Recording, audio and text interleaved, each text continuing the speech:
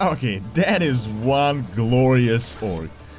This video is brought to you by Raid Shadow Legends, a very ambitious RPG of 2019, really the most immersive experience you'll find on a smartphone, and best of all, it is totally free. I played through it myself and it's actually pretty good. Amazing storyline, awesome 3D graphics, PvP battles, and hundreds of different champions to collect and customize. Just look at the level of detail on these champions, and I actually got an older phone, but the performance is amazing. Raid's special launch tournament is happening right now, and it's really big, so go to the description of the video and use my link to get 50,000 silver immediately. And the coolest part is, you'll be automatically entered into the tournament where you can compete with me and other players for crazy in-game prizes and physical prizes as well. Good luck and see you in-game.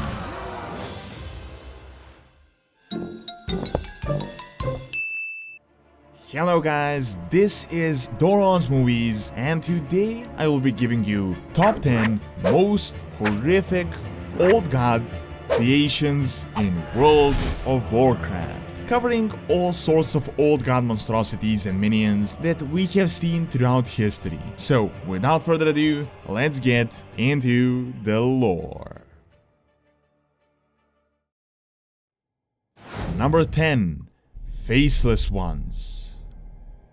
Known as the Enraki, they are one of the most common old god minions, a monstrous race that arose from the organic matter that seeped through the old gods' forms before the Titans even arrived. They were a pillar to the Black Empire and were usually taskmasters that employed the Akir to build the shrines and temples of the massive empire. When the Titan Forged conquered Azeroth, most of them were imprisoned alongside their masters. However, thousands of years later, they would start to re-emerge. First when the Nerubians started to dig too deep, and now with the recent old god influences. We have seen them anywhere from Northrend to Qiraji, Zandalar, and the Emerald Nightmare. The Faceless Ones are powerful creatures with no recognizable faces, and usually have one arm larger than the other, appearing misshapen to mortals. They speak the language of the old gods, Shah, that no other Azerothian race can understand, and the communication is usually translated through telepathic whispers. Scary,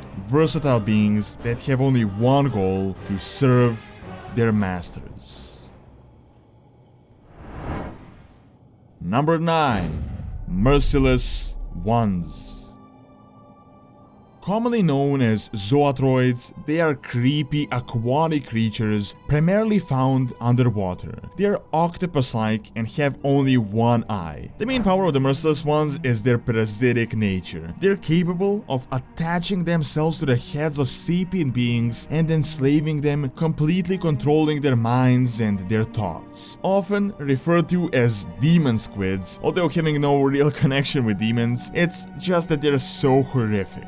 We've seen them on the Broken Isles, Qiraji, Vashir, and other zones. Not the most powerful, but horrifying and creepy creatures. Number 8. Nerubians. After the war with the trolls, the Akir split. Nerubians were a portion of the old god servants that ventured north, eventually settling in Northrend. There they overthrew the Tolver society and became really the most influential force on the continent. They were fabled for their architecture intelligence and had developed a sophisticated and highly risen society. Thousands of years later, the Lich King would seek to extend his influence over Northrend, and these old god creations stood in his way. A massive war began, known as the War of the Spider, and due to their resistance to the plague, it was a long war, won only by attrition. After the defeat of the Lich King, a small portion would begin to repopulate, but the Nerubians would never reach their former glory. As a part of the Scourge, they were one of the most useful members, and much of their architecture was adopted by the Scourge. Nerubians are brilliant builders, spellcasters, as well as warriors. Number 7. Hydras. While not proven to have been created by the old gods directly, we do know for a fact that some of them serve the old gods and are their favorite pets. Their appearance is that of old god creations, but it is entirely possible that they were just native beasts that were favored by the old gods or were possibly warped by them. Nonetheless, they are very scary creatures, usually intelligent and possessing multiple hands. They are very difficult to kill as their wounds heal very quickly, and when fatally wounded, they can split into multiple smaller hydras. They can be small monsters or massive monstrosities and are known to be ruthless. Each of their heads appears to display a level of independent behavior. Akumai of Black Phantom Deeps was known to possess old god power and was worshipped by the Twilight's Hammer as a divine sign. Number 6. Qiraji. The Qiraji are part of the Akir, the group that ventured south after the split. Their main concentration was around Silitus, but most importantly around the prison of G'Huun, their master. They would spend thousands of years building an army capable of reforming the Black Empire and reawakening the old god. The most notable encounter was the War of the Shifting Sands some 1,000 years ago, which was a massive battle between the Qiraji and the Night Elves and the dragons. The druids had awoken them as they attempted to transform Silitus, starting the war that ended with heavy casualties on both sides and ultimately the Qiraji threat being stopped behind a wall. However, almost a millennia later, this wall would break as the gates of Ankiraj were shattered. The might of Kalimdor fought a bloody battle, but managed to contain the threat. While they have been nearly but destroyed, they still remain out there. Qiraji can be seen in various forms, from gladiators to prophets and emperors, wielding heavy weapons, flying or swarming their enemies with bugs. Number 5. Naga. The most notable of the old god creations. These serpentine beings were once highborn, masters of sorcery and followers of Queen Azshara. When the planet was sundered, they together with their ruler fell into the ocean, and as a last resort, Azshara accepted N'Zot's offer to be transformed into the Naga. Interestingly enough, unlike most creations, Azshara became a queen and not just a minion of the old gods, and since then they have been building a civilization on the ocean floor. Very little was known of them for thousands of years, but within the last 20, we have seen them constantly through smaller and bigger insurgencies as well as campaigns. Currently, they are participating in the battle for Azeroth, attacking the coastlines of Zandalar and Kul Tiras. Queen Azshara will be the final boss in 8.2 within Nazyatar, the capital city of the Naga, located in the middle of the Great Sea. Not much is known yet of the fate of the Naga, but we do know that they're one of the most numerous and most influential of the old god creations. Number 4. Mantid.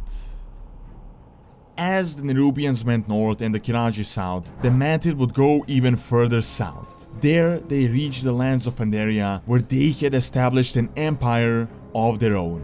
The Mantid had worshipped Y'Shaarj since the days of old, and had sworn to serve him again if he was ever to return. They mainly settled in the Dread Wastes, and due to their ferocity, a wall had to be built, splitting Pandaria from them.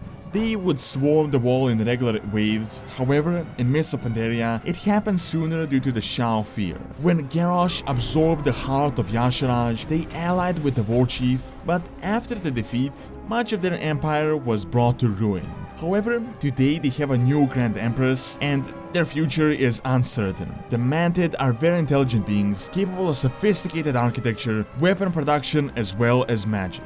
Very loyal to their queen, but ultimately loyal to the old gods. Number 3. Shah. Although technically not created by the old gods themselves, they are of old god origin. When Y'Shaarj was ripped out of Azeroth by Amantul, the remains fell upon the land of Pandaria, and from them, the mysterious entity known as the Shah would spawn.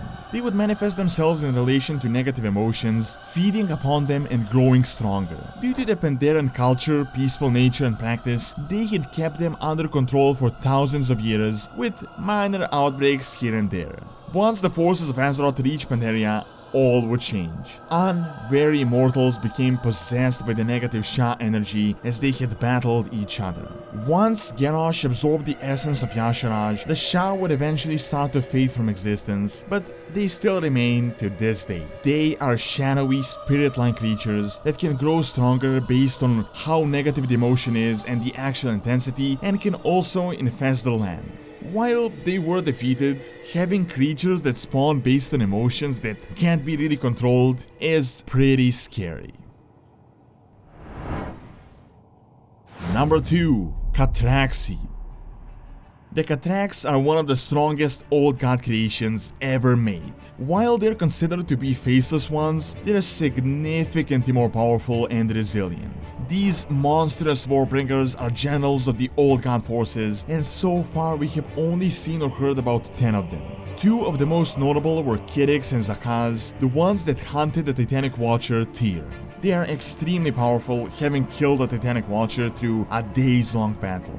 Worst of all, after their death, they don't really die, but they slowly regain their energy and return to life. This already happened once when the trolls had awakened the Catrax, which started the massive Troll-Akir war. Recently, we have seen Mithrax and Zandalar that destroyed the last of the three seals, freeing G'Huun. Catraxi are believed by many to be the most powerful of the old god creations. And lastly, number 1, Forgotten Ones. Massive, mysterious entities with very little backstory. The only confirmed encounter was in Warcraft 3 when Arthas and Enuberek had killed one in Azjol Neru. However, a few other creations are speculated to also be Forgotten Ones, such as the monstrosities in the Twilight Highlands in the Hour of Twilight.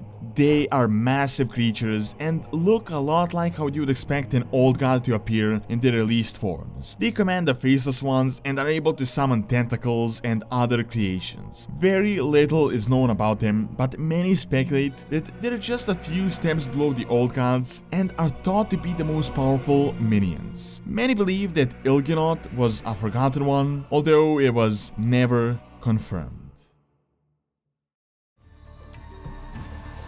Thank you for watching. Be sure to check out the 10 most dangerous zones in World of Warcraft by clicking on the screen, and check out the second channel, Doran's Academy, for videos on real world history and science. See you next time.